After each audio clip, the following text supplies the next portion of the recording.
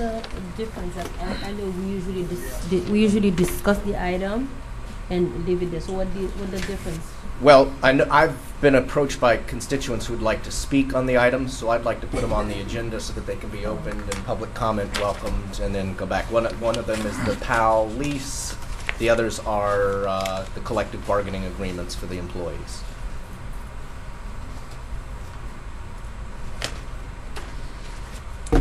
Okay. I mean, are there residents here that are willing to speak on those items? No.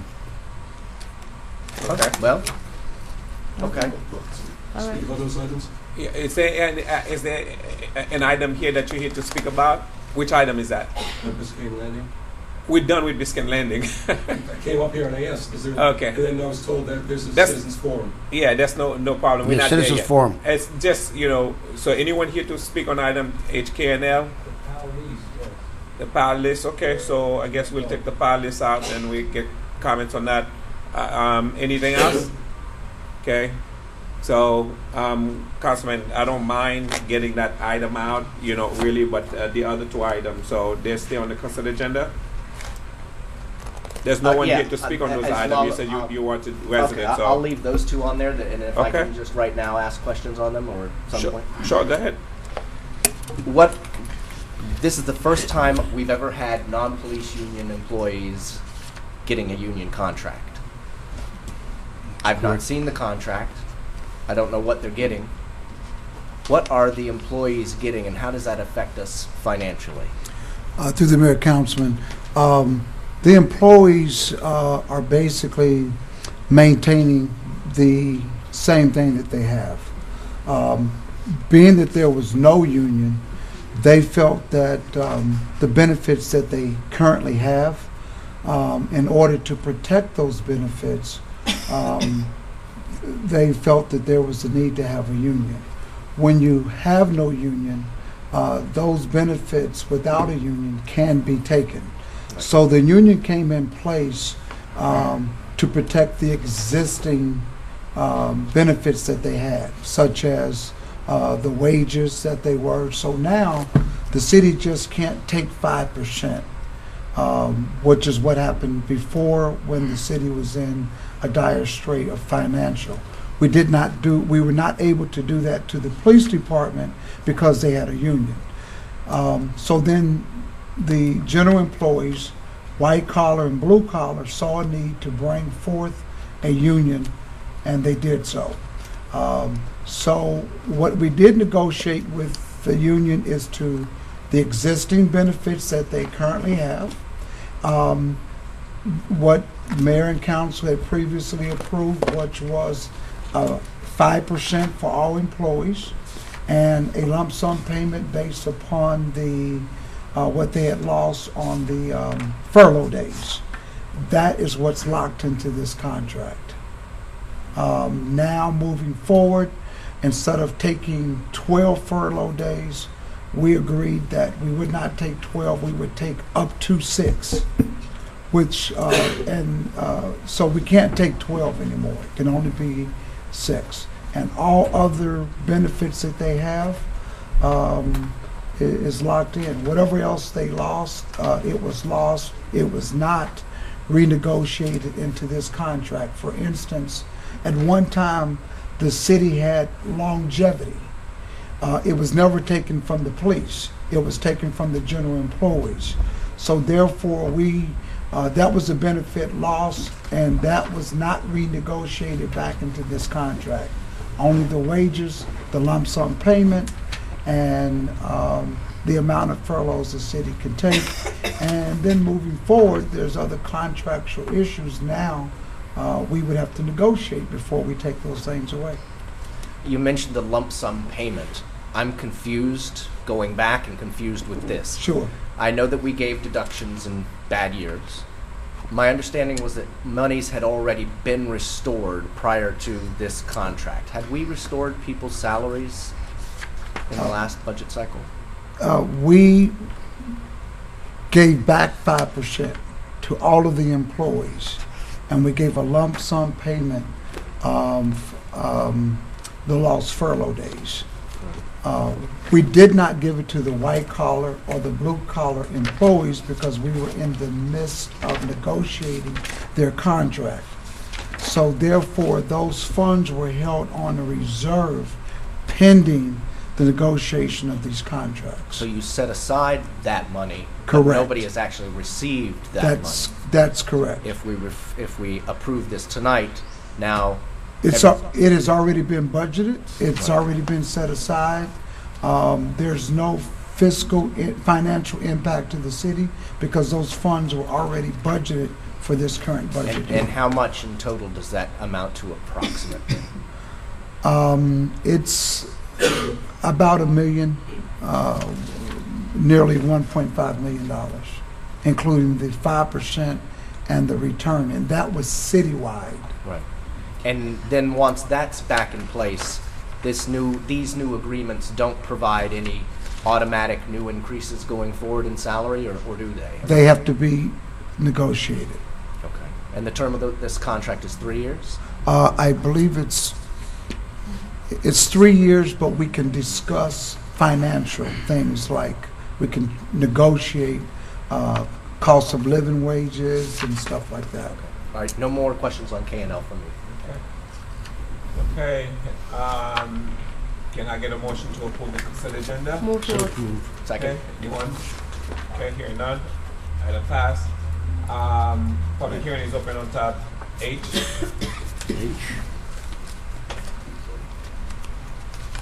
Assuming that's the lease. Yeah, that's the lease agreement for police attachment. We're gonna read it? Mr. Clerk? Richard Anise, I'm one. sorry, just give me 1 second. Mr. City Clerk, would you read tab H, please? A resolution of the mayor and city council of the city of North Miami, Florida, approving the execution of a lease agreement in substantially the attached form between the city of North Miami as landlord and the Police Athletic League of North Miami, Inc., PAL, as tenant for portions of the premises known as Cadney Park for a 99-year term, providing for an effective date and all other purposes. Okay, public hearing is open. Richard Anise, 13030 Northeast 10th Avenue. The plans that we saw of Cagney, the remainder of Cagney Park that used to be on the south side of 135th Street to be put on the empty property when the school was demolished, included at that point half of the racquetball courts that were there previously, a softball field that's not big enough to play on, and a few other things that were supposed to be completed. And at the time, the mayor was looking for just like an administrative building for PAL, hoping to get something done there. Well, you've obviously going to be doing a lot better than that, which is fine. I have no problem with giving PAL money, no problem with giving them a lease. My concern is which part of Cagney Park you're going to put it in. Because the plans that I saw earlier tonight were very ambitious and talking about almost a $2.5 million building built in stages and another gymnasium when you just finished the gymnasium on the north side, or you're in the process of getting that done. We haven't seen any updated plans. The grass is growing on that field there, so I don't even know when you're ever going to get started. This thing was supposed to be done a year ago. Now it's next year, then who knows, the year after. The school board got bonds for $2.1 billion, and they're holding back getting anything done on that field. So you might have your PAL building done before they even get anything else done. My concern is the placement of where you're going to put this facility, because it looks like it's going to be pretty big and extensive, and which is great. Don't have a problem with what you want to do with it. I just have a problem where you want to put it. If you want to put it on the north side, you're going to kill whatever was left of Cagney Park, because you're going to need green space and additional parking. And if you put that facility, how it was designed tonight, on the north side, you can forget about the rest of Cagney Park. You're not going to be able to do it.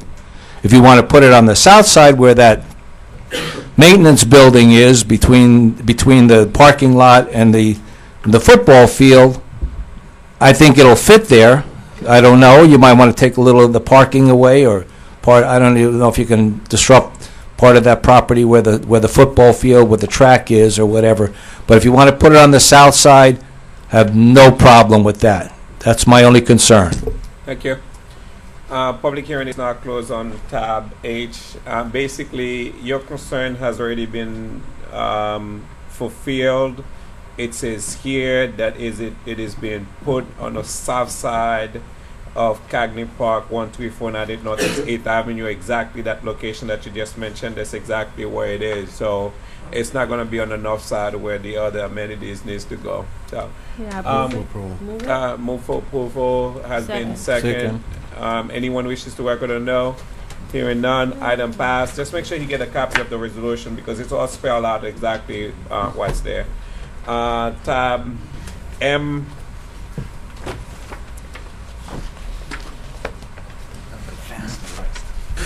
An ordinance of the mayor and city council of the city of North Miami, Florida, amending chapter 2 of the city of North Miami Code of Ordinances, following the charter review process to update, organize, and clarify chapters of the city code, including substantive, legal, stylistic, and organizational changes, updating statutory references, providing for the consistent use of terms and references, inclusion of gender diversity, corrections of Scrivener's errors, and limiting the use of redundant language, providing for conflicts, severability, codification, and an effective date. Move approval.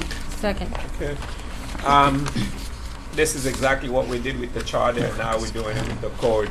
Public hearing is open. Anyone wishes to be heard? Public hearing is now closed.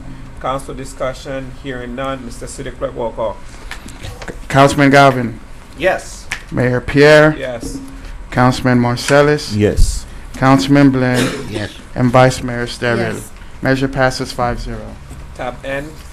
An ordinance of the mayor and city council of the city of North Miami, Florida, amending chapter 11, article 10 of the city of North Miami Code of Ordinances entitled Towing of Motor Vehicles, specifically at section 11-211 entitled Definitions, at section 11-229 entitled Requirements for Non-Consensual Immobilization of Vehicles, and Exhibit 2 entitled Categories and Maximum Rates for Non-Consensual Towing Services, to establish a maximum non-consensual immobilization rate and acceptable methods of payment, to require immobilization operators to obtain an immobilization permit and local business tax receipt, and to further impose additional notice requirements, providing for repeal, conflicts, severability, codification, and an effective date. All right. In fact, what's really interesting about tab N, my father-in-law was just tagged with this today. And he was calling me, and I'm like, why is he calling me? While I was sitting in a meeting with you guys. Then finally, I answered him. He said, man, I just paid $65. I was, for what? He said he went into Taco Bell when he went across the street, and that's why I'm walking across the street. So he just hit with that. He was like, what can I do? I said, pay your $65, man, leave me alone. So it's interesting that this issue is now before us. Public hearing is open now on tab N. Public hearing is now closed on tab N. Can I get a motion to approve? So moved. Before we just go to it, let me say something. Okay. And I think it's probably back on December when I was that issues about Taco Bells and park across the towing company park across the street, and the people just park at the parking lot, and while they turned the back, and this guy went and put their cars. And really, I think the city authority for acting on this thing, on this item, because I had a constituent of mine that had, but he was lucky because when he found out his car was booting, and he went and buy something at Taco Bell because of the receipt. I managed to make them release that booting from his car. And I remember there probably a constituent in this room and said, this is a private property, what can we do? we cannot do nothing, Councilman Marcellus. I said, there must be something that we can do to protect our constituents. And really, the city attorney act upon on this. We can discourage the towing company, Mr. Mayor, like your father-in-law, not to boot his car anymore because we're going, I think, because the price is dropping so low, and the towing company may not have no interest to come over and to do business with Taco Bell. This is one way we can help and protect our constituents. And Madam City Attorney, thank you very much for act on this request. And really, I think that's one way we can save our constituents some trouble. Well, we're not trying to discourage businesses. We're not trying to do that. This. Not discourage businesses, but discourage them to boarding our. No. But listen to that. And if we charge them, it used to be $65. How much we drop the price right now? $30, sir. Okay. We may not. I understand you. We may not use. We might use another language not to discourage the business, but to protect our constituents. This is one way we can do it. And I believe right now it's probably better to pay $30 than $65. Madam City Attorney, that's probably the best way to put it. Well, I mean, I think in terms of education, we put some things in the ordinance that requires more notice, that they have to create signs that are bigger, make sure that the signs are trilingual. So those are the things in terms of protecting residents you want to look at, and that's what we're doing. In terms of permitting and ensuring that they're licensed and insured, and businesses that come into the city are properly doing business here. I understand that. I agree with you though. Through the mayor, if I can add for Councilman Marcellus, we are providing on-street parking. There is on-street parking. It's just because it's not properly marked. People are not aware that they can park on the street. So we did direct our public works to move forward and put the markings there so that people would know that on-street parking exists. Anyway, thank you very much. My concern is that anything that we can do to help the constituents, that will be greatly appreciated from them. This is my concern. Thank you. Thank you. Councilman Blend? How many towing companies are registered with the city? I believe there's currently just one. Towing Just companies? I'm sorry, Yeah. towing. I thought you said booting. Yeah, we have about 4 companies that the city currently does business with. So those are the ones that are on contract with the city. And when are they going to get? Are we going to send them notice of this ordinance? Everybody will get this, but the towing companies, this is not usually their method.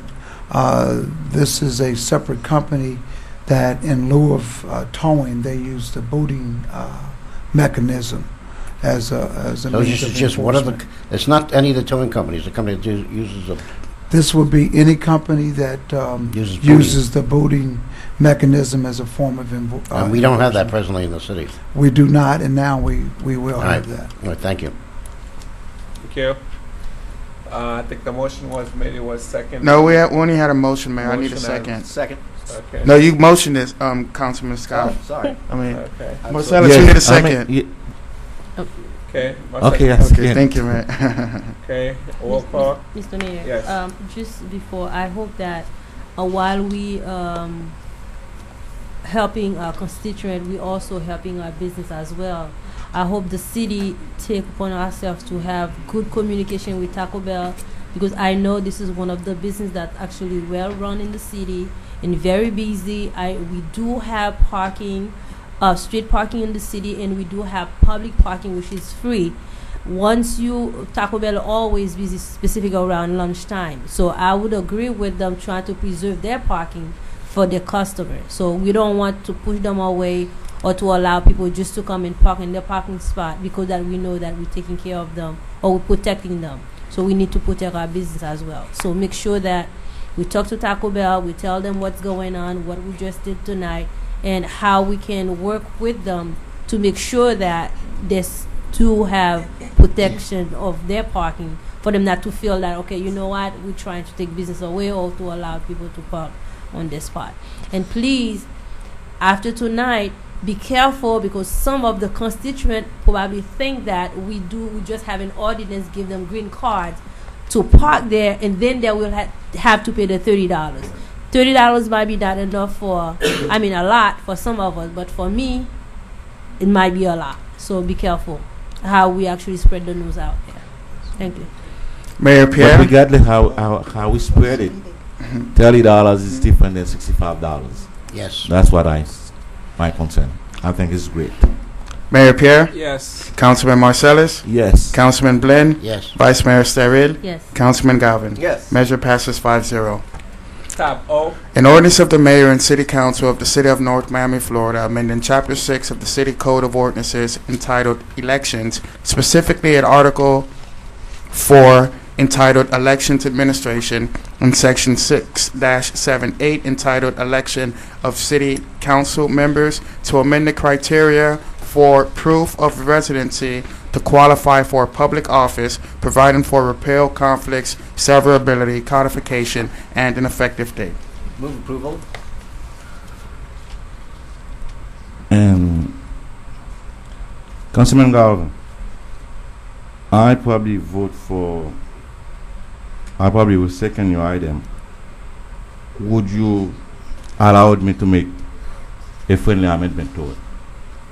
I guess procedurally, I guess that's okay. If there's a second, then we can have further discussion. So sure, yeah. All right. Instead of, there's one word that I want to replace, and where we said one federal or state government issue identifications. I just want to, my friendly amendment is that instead of O is N. Okay. Well, what, in just I said federal or state. I mean, I guess the word county could have been in there, because I don't know if you consider voter registration a county ID or And what, but yes, my thing is that you might say one driver license and a state voter registration card. okay. Instead of say driver license or state registration card. Sure, I'm open to both. I mean, everybody will have that, so. So let me get this. We are changing the rule in the middle of the game. We have people that already filed the documents to run for office. At the time that they filed it, they looked at the requirements. The requirement says A, B, and C. So now we're going to change the rule and say, well, you know, although initially it was A, B, and C, now I'm changing it to A, B, C, D, and E. And if that's what we're doing, I'm not on the ballot, but one, I think the city will lose any given day, any given night in court if this were to be challenged. Number two, again, I think it's targeting, and I'm totally against that. This has been around for years. No one ever filed, no one ever requested those requirements to be placed on there. Lastly, that's exactly what we did with the charter amendment in order to put it to the voters to actually make that decision, but now we're doing it. So why did we go on to put it to the voters to tell them, hey, listen, you know, we want you to change this? Forget it, you know, we're going to change it now, but at the same time it's on the ballot. I mean, it does not make any sense at all. I have no dog in this fight. That's up to you guys, but I think it's unfair changing the rule in the middle of the game. You guys are going to lose in court, but it's up to you guys to make that decision. May I clarify, since I'm the one who asked? Sure. Okay. Go ahead. Currently, our rules allow that you can submit any one of several different documents. Your driver's license, your voter registration card, homestead exemption, utility bill, or a lease agreement. You only have to submit any one of those items. Now, I went on the internet and pulled off a just basic lease agreement. Mr. City Clerk, may I submit this to you?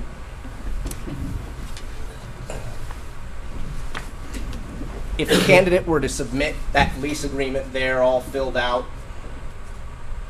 would that, just on a cursory look, be something that you would allow as qualifying and elect her to run for office in the city?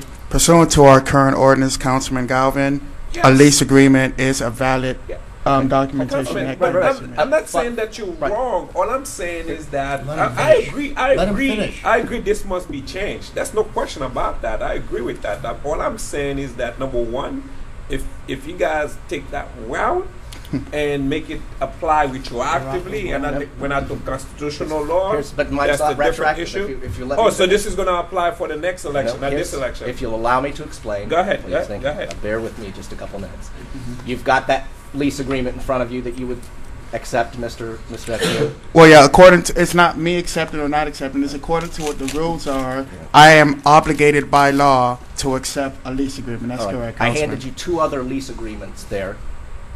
That's correct. I listed myself as the leasee. Mm-hmm. Would you please read the name of the landlord I listed for the first property in North Miami? Let's see. I'm looking at two. Let's say Barack Obama is one of the landlords and Queen Elizabeth is the other landlord. Right. So all I'd have to submit is a document like that I can print off the internet and has absolutely no validity. We don't follow up on it. We don't go check it out. There's no legal penalty for falsifying that document. And based on that document I've just submitted, I could now be running for office in North Miami. All I want this item to do is make sure they have a current government-issued ID. My suggestion was either or driver's license or voter's registration card. If we want it to be and, I can go with that too. I'm not asking that that be retroactive for a year right now. That's what the ballot question we're asking the residents to do. If it gets approved in May, voters next time will have to have that driver's license or whatever going back for a year. Any candidate right now has not actually qualified because qualifying doesn't open until about 45 days prior to the election. So that's why I'm getting this in now, because it became apparent to me how easy it is to forge a document like that. And you're right, I never brought it up in all the other years. I never really thought about it in all the other years. But now that I've thought about it, I think it behooves myself to bring this forward for our consideration. So if they have to submit a government-issued ID and they just got it tomorrow, that's cool with me, as long as when they hand it in, they legitimately have a driver's license and or other government-issued ID that says they live where they say they live. That's all. And that'll stand up in court. But it has to be a year. No, it doesn't. It doesn't. Mine isn't asking for it to be retroactive for a year. The lease or whatever would still have to. One of the documents would have to be retroactive for a year, but that's why I say the government issue and one of the following. But you want this to take effect for this upcoming qualifying period. Correct. That's why I'm Okay. trying to do this in the month of what are we in March? Yeah, the 2 meetings in March, so that by the time qualifying opens in April, everybody knows when they come in that they have to submit their government issue ID. And state law says already that your driver's license has to reflect within 30 days the address you've moved to. So even if somebody moves tomorrow to a house and they want to run in this election, they would still be okay and be able to go to the Department of Driver's License and get their new driver's license that the state says they have to have anyway and submit that. So that's Okay. why I think it would stand up in court. This issue been around, I think, maybe since 2001, 14 years, So, but I mean, as I said, I have no dog in the fight. I just think that it's wrong, but it's election time. If this is the way you guys want to go about doing it, I have no problem with that. I'm not running for office either. Anyone wishes to be heard on tab O?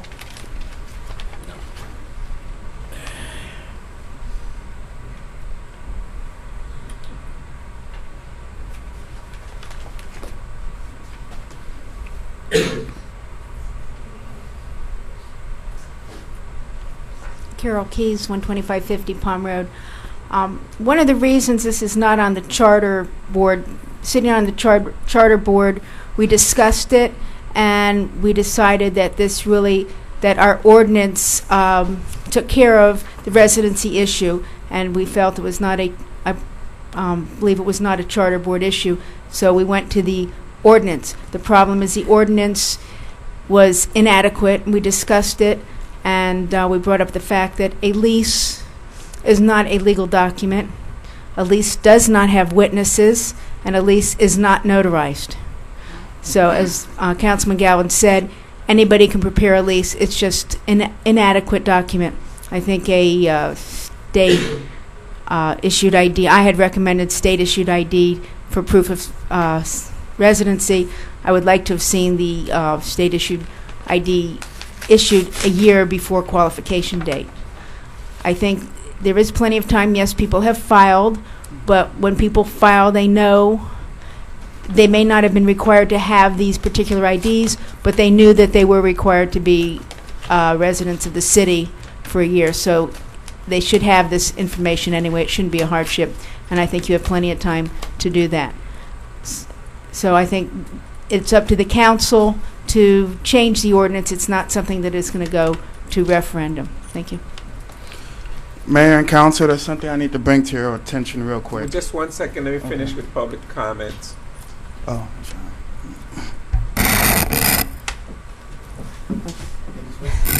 Esther Blinn, 1990 Northeast 118th Road. I think that what I understood last time when the charter issue came up from the city clerk was that it was not incumbent upon the, or maybe I'm wrong, but I understood you to say, Mr. Clerk, that it was not incumbent upon the clerk's office to verify these things, that you take the word or an affidavit of the person stating that they are, these documents reflect where they live. And if that is the case, then it is important then, since you're not going to verify it other than take the person's word for it, that you have some objective identification that's government issued to affirm that the truthfulness or the accuracy of it, that they've lived in the city of North Miami. So you could move from one part of North Miami, I'm talking about for the mayoral race, for example, you could move from one part of North Miami to another part of North Miami and still qualify if for 1 year prior to your qualification for office you lived in North Miami. Clearly in the district races that can cause problems because you're supposed to live in the district of which you're running for a year prior to the qualification period. So if there's no investigation or affirmation by the clerk's office, something as serious as this needs to be affirmed with a government ID. So, I mean, it's one or the other. In other words, if the clerk's office it's not incumbent upon them to check it out, then something needs to be objectively proven. So I agree with Councilman Galvin's suggestion because it's very significant when you run for office that you live in the place where you're running for office. I mean, that is, I mean, it's almost nonsensical to think that you would run for office in the city of North Miami and not really live in the city of North Miami. And it just doesn't make any sense. Good evening, Mayor and City Council. Hans Mardi, 11905 Northeast 2nd Avenue, City of North Miami. I spent a lot of time with my colleagues, sit down on the charter board, trying to figure out how we can stop people from living in other cities like Broward County to run for office in North Miami. And we decided that this is your responsibility, guys, to make sure that people that's running in our office, for office in our city, they must live in the city. And therefore, I support the idea that we must have government ID, especially voting registration card, or I would even go further to say voting record, because if somebody votes somewhere else during the past election, now they cannot qualify for office to win in our city. Therefore, I would support you guys to make sure that, hey, Mr. the City Clerk, you have the full responsibility to win the election. You're in charge, and we count on you to make sure, as the guy said yesterday in the meeting for in North Miami Beach, it only take you to knock at the door where that person say he live, and if anybody say yes he live there, I don't think we can go like that. You know, you cannot go by he say she said. We need proof that you live in the city, because this is a real responsibility. Thank you. Thank you. Anyone else?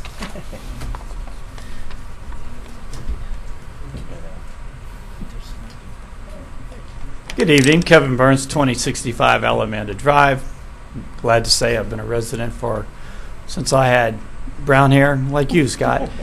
Last night, the Miami-Dade Commission on Ethics had a forum at North Miami Beach Auditorium and laid out, because a candidate in another race asked a question, what about somebody in my race lives in Broward County and pretends to have a lease at another unit, at another apartment?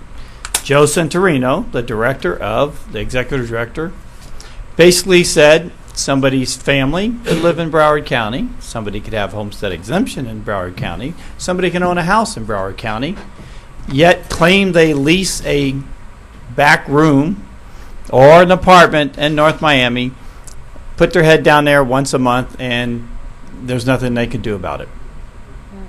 He said it's quite disappointing that people do that, but that the Ethics Commission wouldn't have a right to go after it.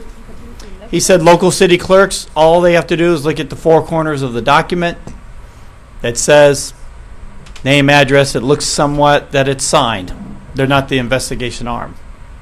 He says, of course, that doesn't stop the other candidates from using that information of whether or not somebody lived there or not. But it's also pretty disappointing that the fact that somebody who wants to, wherever it may be, Miami, North Miami Beach, or anywhere, that how difficult it must be to have to live in a city that you want to tell people how they're going to live, how you're going to spend their money, what color they can paint their house, what they need to do, rules and regulation, yet the candidates don't live in the city themselves and truly aren't vested in the community, haven't gone through the trials and tribulations of the water bill and the utility bills and and not part of the fabric of the community. I have recently been told information on another race that I'm not involved with, where somebody said, so what? I live in Plantation. Said it on a local radio station. And the other candidates, of course, involved said, so what? Who's going to do anything? Nobody cares. And it's North Miami, was basically what it was paraphrased, since I didn't speak the language of this particular radio station. But it's been repeated numerous times. Folks, it's not that difficult. Live in the city where you want to control the purse strings, where you want to control the employees, where you want to control the residents. And I encourage all the other candidates to make an issue out of residency. All of you up there can prove where you live, and you've been part of the community for a long time. But it's unfortunate that there is not more teeth into these ordinance. I support what Councilman Galvin and Councilman Marcellus's wisdom on this, because state law already dictates. Change your driver's license, change your vehicle registration, change your voter registration. It's automatically done, most of it. And it's very simple to approve. And remember, our city charter says that you have to live in our city at least 1 year prior to the opening or qualifying. And right now, there is no official candidates. We're all wannabes right now. Nobody's official until April 1, when qualifying opens up and closes on April 8th. That's when there are actual candidates, and that's when you have to actually submit everything by the rules. Right now, it's just people saying, I want to do it, but guess what? Make sure you follow the rules. Me? I wish there was 20 more people in the race that all were residents of North Miami, and that they could participate, more the merrier, but at least live in the city that you want to govern. Thank you. Thank you. Anyone else? Okay, public hearing is not closed. I mean, let me just make it very clear on that issue. I agree that people that are running for office should live in the city of North Miami. I mean, that's something that, this issue should have been taken up years ago. I mean, I even thought about it, 3.5 years ago 4 years ago when issues were being made. I thought, we needed to address that, but we didn't get that addressed. My only objection is that we open up a process, we tell people come in, go ahead and file the run, and they looked at the requirements, and the requirement says this and that, and they said, okay, I qualify. If that's all they need from me, then I could run. So changing the rule in the middle of the game, I don't think it's fair. Like I said, if that's what you guys want to do, you guys could do it. My only objection is doing it right now when you have candidates that already filed the documents to run. They haven't done that for 40 points. When they file the documents to run. And as I said, I think when I was in, law school a while ago, although I wasn't sitting up front with the smart kids, but I remember constitutional law. There's a provision that says, you cannot pass law to be applied retroactively, and I think what this ordinance is doing. But I guess, maybe it's going to have to be tested. And once it gets tested, we'll see what happened. I mean, look what happened yesterday. I mean, they started the terrorist trial in New York, and the lawyer for the terrorists asked the judge to exclude, all Jews from the jury. And he stated his objection, and it looks like, this is something that used to happen in the past, and the judge says no. The process said whether you can be fair and impartial, and that's the process that went in place when this terrorist was arrested and charged with a crime. So I think we cannot change the rule right there in the middle of the game. So, but in any event, Mr. City Clerk, I need to clarify some points.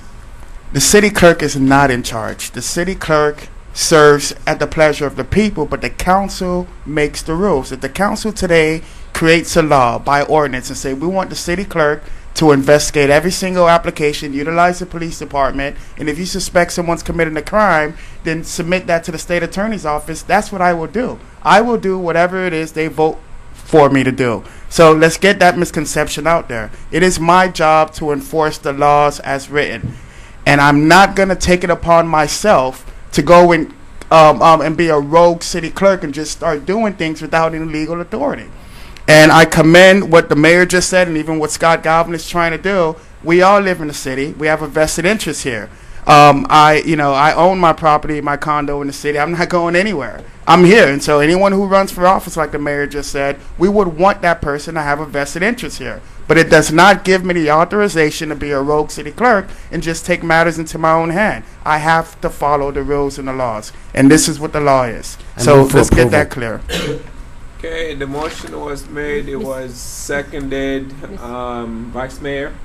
Thank you, sir. If the question that's for Scott, if the person actually, as you mentioned, go and to the driving department and change his driver license tomorrow, how does that help? It helps because that government ID is more binding than a lease, which isn't notarized or approved. If somebody wants to go to the state of Florida tomorrow and lie and get a driver's license that says they live where they don't really live, then they're going to have bigger problems than the city of North Miami. But to make it fair, I would not be putting this forward tonight if it was a retroactive ID. To be fair, since filing hasn't opened and there's more than 30 days before the end of filing, even if somebody who, and I think we're actually going to be doing a service to this election, because now we can wipe all this foolishness about he doesn't live here, she doesn't live here off. We can just take that out, because it won't be a debate anymore. Everybody will have presented their ID that they live here. But even if they moved to an apartment a year and a half ago and just plumb forgot to go change their driver's license or update their voter's registration card, which I doubt seriously, I mean, they've got to be voting anyway, they still have plenty of time before the end of filing to go update those pieces of paper. That's not correct, Scott. Not according to the way the ordinance is written. If you guys pass as is, whatever documentation that's being presented must be in effect for at least 1 year. So that means if you submit... That's not what my intent was. So right. If there was an error in the preparation, is that the way it was prepared? I submitted what you gave to me. Okay. Then let's change the wording. I gave like 2 sentences. What my change was, dang, I need to get reading glasses. Yeah. I mean, I just want to say, you know, that I'm not asking for your legal opinion at this point. I'm just trying to get clarified on this. I will. Just let him finish. I will, because that was going to be my next question. Just let him clarify. Is the clerk correct in his assessment that if we pass this tonight, it's saying that the driver's license and et cetera would have to be a year retroactive? No, it would have to be effective for at least 1 year, yes. That's what the ordinance says. Okay, then what language can we... Ask the city attorney. Right, what language can we change that takes that away? I'm making it cool for somebody to go get it tomorrow or a week from now, whatever. Just delete that language. So you want someone simply to just have a current driver's license the day they submit it to the clerk? This is easy peasy. Ready? Currently, that's what this language means. Currently, they can submit any one of a number of different documents. The only change I'm making is taking voter registration and driver's license out of the one of and saying they must submit those plus one of the others. So the lease or the water bill, the homestead exemption, those might still have to be a year old, in effect for a year, but the driver's license and has to be voter ID at the just time has to be a current. Well, that's right. that's what I just asked you. So Right. I asked you at the time they present the Qualified federal ID. or state government issued identification card, it has to reflect a North Miami address. Right. So Here's basically, mine. somebody can move into the city today and No. run for office. That's what you're doing. No, But no, that's no, what no, you're no. doing with that. Yeah, that's right. That's not what my intent is, Yep. and I thought I made my intent very clear when we spoke, and I'm sorry if I didn't. Here's what I want. You can still submit your lease, you can still submit your utility bill, you can still submit your any number of other documents that are a year old. You still have to prove you were here for a year. But instead of the driver's license having to be in effect for a year, and or the other government ID in effect for a year, they just have to present that. So instead of any one of 6 or 7 documents, it's license, voter registration, and one of the other backdated documents. Well, Scott, may I make a May I suggestion? go back? Hold on a minute. I think that you guys still taking on my minutes. Maybe if you answer that question, you probably don't even have to go that far. Madam City Attorney, according to the state of Florida, what is the definition of residency? Well, according to your ordinance, by the way, it does have teeth because, let's see, in addition, your candidate has to file a sworn affidavit, okay? And in addition to the other penalties which may be applicable, any person who knowingly misrepresents their legal residency and or who knowingly makes a false statement in writing regarding their residency shall be guilty of perjury, a second-degree misdemeanor pursuant to Florida statute section 836.06 as punishable by other state statutes. So just to address that issue, there are teeth. And Will with your respect office to be the the one to residency, enforce that, Madam City Attorney? my office would be We can prove it. enforce the Would you state enforce- statute. What you just read to us, would you be the one to enforce that? No, I don't enforce state. Mr. Clerk, Against would that you be law. the one to enforce that? We don't have that That's authorization. Okay, so we've got a rule that you say has teeth, but if we're not going to The enforce state teeth- attorney enforces that, and the Yeah. state attorney have already reached out to us Well, their offices and so. May you guys come back to me because All right. I think I Okay, we have a see- suggestion. I'm sorry, sorry. Vicewoman. Hold on. Vice. Let's suggest that we have for Scott, but I think that let me finish what I wanted to say. What I'm trying to find out to see just what we're getting out of this, which is I'm not clear.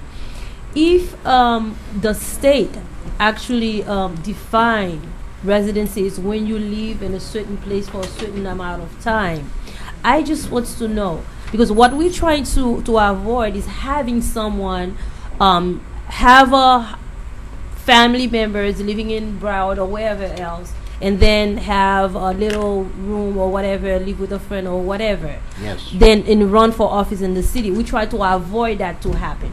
I think that's what we try to do, which I totally agree with, because in the middle of the night when I'm worried about shooting, my kids is coming home, I want all the elected officials feel the same way.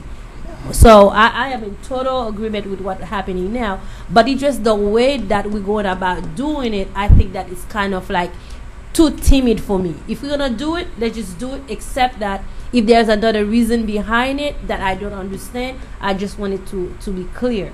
So if tomorrow, because if we're doing it, that person already provide a lease agreement that I have been living in the city of North Miami for a year.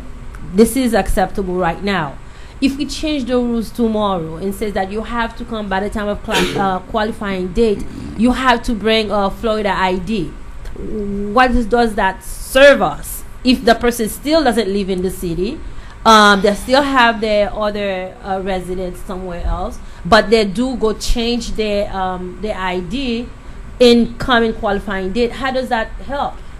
Now If it's not, But the It's way it still- will help, we've already heard that the ethics commission won't investigate. We've heard the attorney say she won't investigate.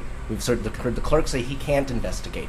Okay. If you lie on a state or government issued ID, I know people to call who will investigate. So if somebody, and I don't think any of the candidates who are in this race are lying. I think we're doing everybody a favor by eliminating that. But if somebody is foolish enough to submit a faked ID that would have a faked application that went along with it to the state of Florida, the United States government, or the United States military, they're going to have issues. And so now we'd have an investigative body who can help us. Okay, Scott. Okay, I have a- Hold on. we have- Help me with that. Help me with that. If the person actually, according to either our charter or state of Florida, actually rent a room Right. somewhere, they probably don't sleep there all the time, Right. but it's on their name. So you call whomever, the president, the state attorney's office says that, okay, that person doesn't live there. How do they come about to disqualify that person rent? Because I pay $200, I pay for $500. I don't sleep there or not, but this is mine. So The state of Florida can determine where somebody rents. I'm not here to tell you how they police things. I don't know. Okay. But we just have learned. I just want to make We've sure that just we learned that doing I can print off But- I can print off a lease, write down the name Barack Obama as my landlord, and I'm in. I mean, obviously Barack Obama would be noticed, but I could put any Okay. name. Councilman Galvin. Councilman All Galvin. right, Just one second. Go ahead. The ordinance, it is written, basically guaranteed that the people that are running for office live in the city of North Miami at least 1 year prior to qualifying. I think that's a great ordinance. I think that's exactly what we should be doing.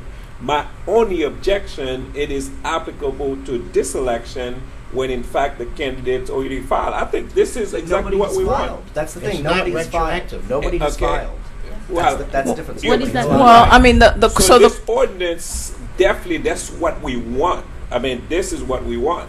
I mean, my only objection is, although different interpretation of who filed, who has filed, I mean, that's the only issue. You have two options, Right. Mayor. And Scott, this is what I was telling you. You can either do two things.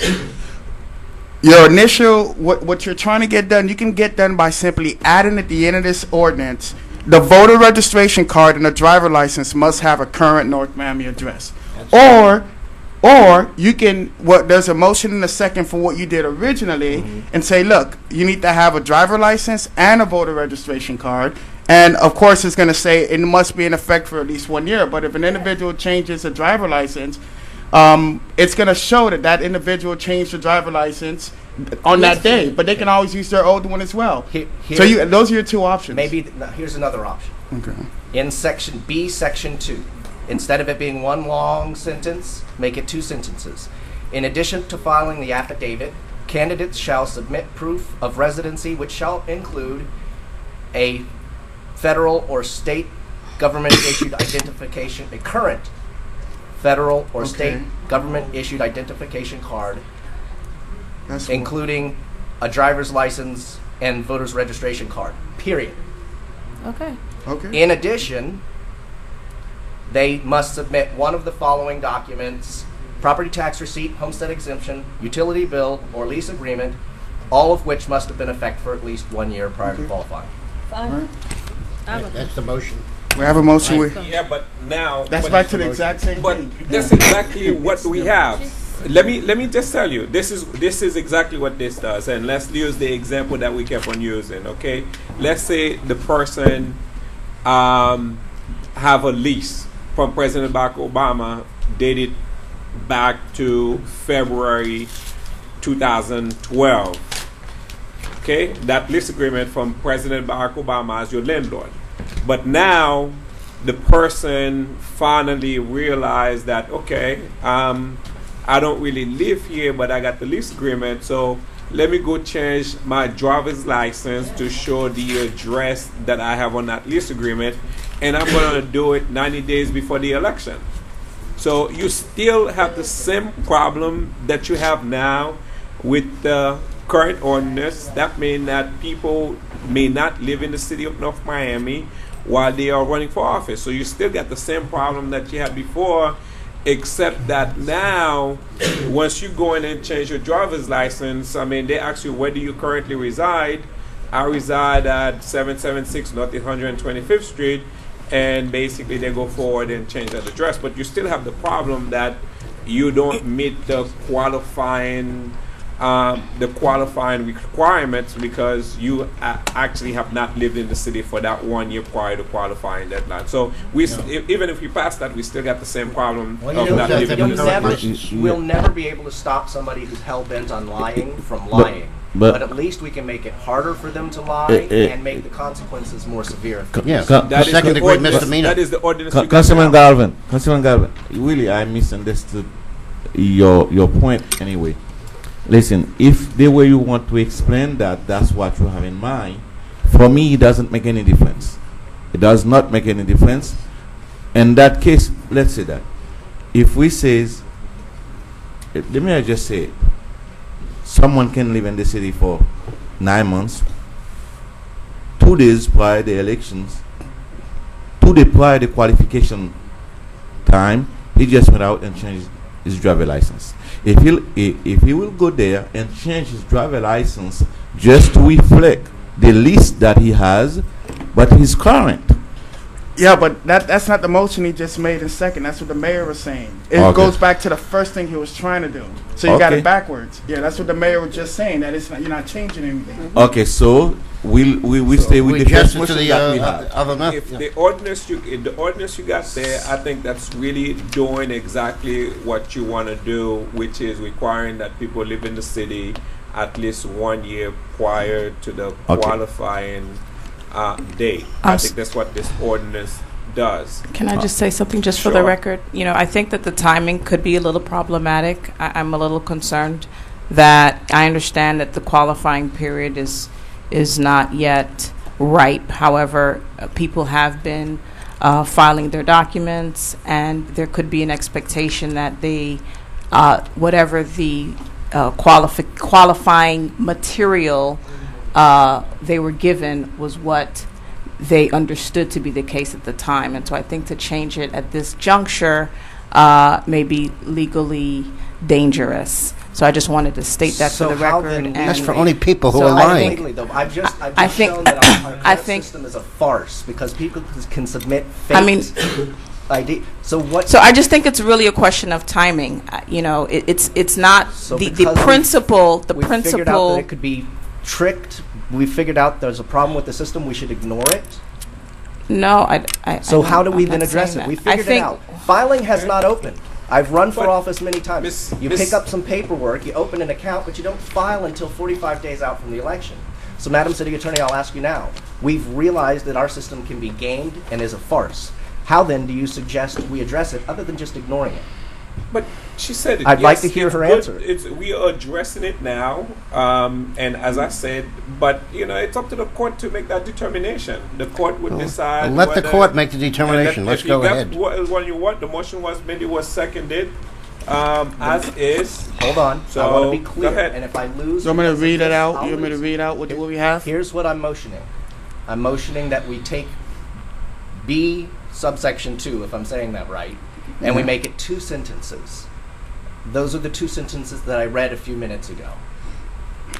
Current federal, okay, in addition to filing the affidavit, candidates shall submit proof of residency, which shall include 1, a current federal or state government issued identification card, including a driver's license and a voter registration card. And 2, one of the following documents, and then that's when you have property tax receipt, homestead exemption, utility bill, or lease agreement, all of which must be in effect for at least 1 year prior to qualifying. And that is my motion. That is the motion. We already have a motion and a That second is the on motion. that. Yeah. Right. With a And so you're second. saying driver's license and you want a driver's license and a voter registration accept card? the friendly So amendment. both documents? Yes. Okay. And despite the fact you may have a problem with people not, it says federal or state government Yes. ID, such as a driver's license, not necessarily Move just the a vote. driver's license. Okay. North Miami, for them to Call the vote. question. Go ahead. Motion was made, seconded. Councilman, I'm sorry, Vice Mayor Sterian, Yes. Councilman Galvin, Yes. Mayor Pierre, No. Councilman Blinn, Yes. Councilman Marcellus. Yes. Motion passes 4-1. Thank you. Tab B. I gotta catch my breath here. 1 second. A resolution of the mayor and city council of the city of North Miami, Florida, urging President Barack Obama and the 113th Congress of the United States to enact comprehensive immigration reform in accordance with the 5 principles embraced by the Partnership for a New American Economy, providing for an effective date and for all other purposes. Anyone wishes to be heard on tab B? Public hearing is now closed on tab B. Councilman Blinn. I move it. Okay. Second it. Seconded. Councilman Galvin. No questions. Vice Mayor. No, sir. Okay. Yes or Anyone no? wishes to record a no? Hearing none. Motion passed. Tab Yes. Tab S. Appointment of initial board of the 501c3 North Miami Educational Foundation, Inc. Okay, Mr. City Manager. Yes, Mayor and Council, you asked that we bring this back. We did resubmit it.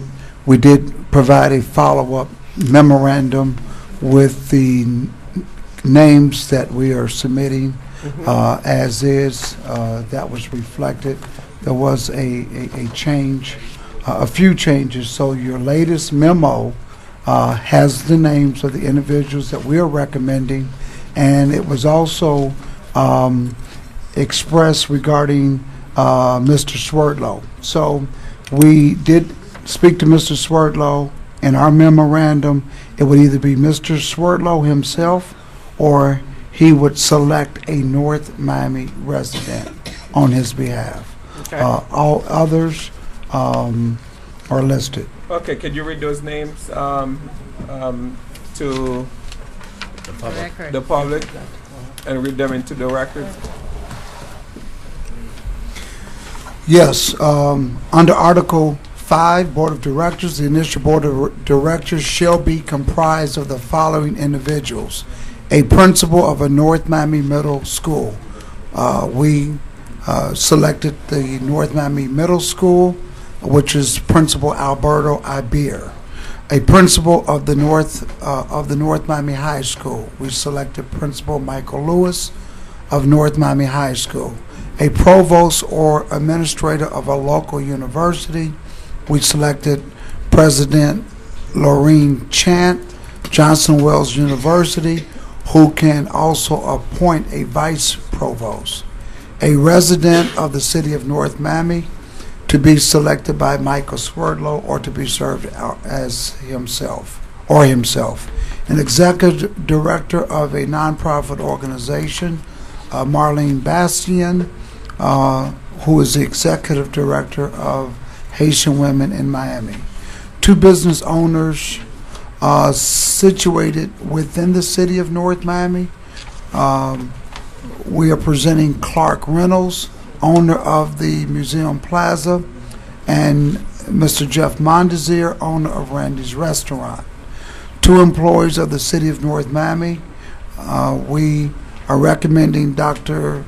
Lemaine Claude and the chief of police, Mark Elias. Hey, I just got a good idea. I still have 2 appointments to the North Miami Hall of Fame, right? Because this is a new year. What city attorney? New Year? Yeah, I still have 2. I have not made any appointments yet. I think we have. Okay. Can we stay on the subject? No, well, I know we're on the subject, but I would like to name Clark Reynolds to the North Miami Hall of Fame. He'd be the first. Hispanic? First. He's gay. Okay. You don't even know? I think you know. I mean, Can listen. you There's ask him if he wants to be labeled? Yes. So I guess we'll do that in a little while. But that's the motion that I would like to make. Thank you. What a great guy that the city has. Very fortunate for him to be here. And what else? That's it. That's it. Okay. Anyone has any objection to the North Miami Middle School? No. North Miami Senior? I accept this. Puelvos, okay. So you accepted the list. I second that motion. Anyone wishes to record a no? Hearing none. Item pass. Tab T. Huh? Tab T. Tab T, yeah. Discussion regarding second irrigation meters. Okay. Mayor and Council, I was asked to bring this item back up for discussion regarding irrigation meters as to our current rate structure. And what I would like to do is just present 3 slides for this presentation as to why we are where we are and why. Number 1, the issue came up as to the second meters and our city charging a base rate for these meters. First of all, I just want to just indicate that we did this rate study that was brought before this council because it was a part of a regulatory requirement by the South Florida Water Management District in order for us to continue to pour water from our Windsor Water Plant, which we had just got a permit in 2011. They wanted us to, this was a requirement. It was a regulatory requirement, and the purpose was to maintain the financial integrity of our utility system. The North Miami Water Plant and our infrastructure is a system, and we were required as getting that permit to conduct a study that would specifically target our system. Every city that does water has a system that is unique and of its own. So what they are requiring is that we provide an adequate service. And that adequate service is that we have to make sure that if someone was to cut on the water, their sprinklers, and everything, that they're getting the level of service that they are required to do. Moving to the next slide, the benefits of the rate study was to ensure that there would be a financial plan. Remember, we received a state revolving fund grant/loan in the neighborhood of, we've been approved so far up to $17.5 million at an interest rate of about 1.8, 1.9%, some of which can be forgiven. We don't know the answer to that yet, but it's based upon how many people will go after these funds, and if there is funding left over, they could forgive us. But nonetheless, it was because of that interest rate, we could not afford to pay for the infrastructure that we are required to pay for on our own. We could not get a loan. We could not go after this. It would be at a much higher rate. But at the same time, at getting that rate, we had to do a rate study, which was in conjunction with getting the permit to renew that permit. It allows us to be under the mandate provided by the South Florida Water Management District, and allows us to maintain adequate service. In the next slide, the question is, how does North Miami compare to other cities that provide water? Is this on a second meter or a first meter? This is on the second meter. All these are second meters? Yes, sir. All of those are second meters. All of those cities that provide water have a base rate. As you can see where North Miami is, we're not unlike any other city. All cities, the information is there, charges a base rate for a second meter, and it depends on the pipe size. The information is there. So we're not unlike what the industry is doing. We're pretty much where everybody is, and our water rate is pretty much below the average of what other residents in other cities have. On second meters? On second meters. Everybody charges a base rate for a meter and a base rate for a second irrigation meter. We had to do this. It was required by regulatory law if we were going to be in the water business. The question is, can we take that base rate away? The answer to that question is no. There is a financial impact. It violates the agreement that we have with the South Florida State Revolving Fund to get funding. We have a study in place that included this entire system of how we're going to pay that money back. So to take any component out that was previously passed by this council would violate that agreement. Now, what it doesn't show is how many lines the other cities have. We have 496. Some of them might only have 5 or 6 lines. That would be highly impossible because most cities have an irrigation. Irregardless of whether they have 5 or whether they have 1,000, we are consistent in charging a base rate for that second meter. And also, you want to know what their rates are, because maybe that's subsidizing the rates. Their rates are, it's on there. It's indicated on there. So if you saw the top line where it's got a line drawn, 16,000 gallons is the average. If you can see on an irrigation meter, that's what most people pay. There are some cities lower than us, but you'll see that we're pretty much the average. And the average use on a second meter is 16,000 gallons, and you can see what our city charges on that second meter. Why is there such a large discrepancy, as low as $26 and as high as $115? How do you account for that? Sure. It's based upon the system, Councilman. Some people serve water and they may not have the amount of users that we have. Their infrastructure could be new. It could be have recently been implemented. So therefore, they don't need to secure the funding for future capital improvements such as we have taking place at our Windsor water plant. We have a major renovation project taking place there, and that it was required for us to do in order for us to continue to get that permit approved. So they required us to have an independent firm to look at our system, grade our system, look at the renovations that needed to be done, and based upon that, these are the improvements, here's the amount of money that we needed. So therefore, our system had to be evaluated as North Miami. So Florida City has a total different system.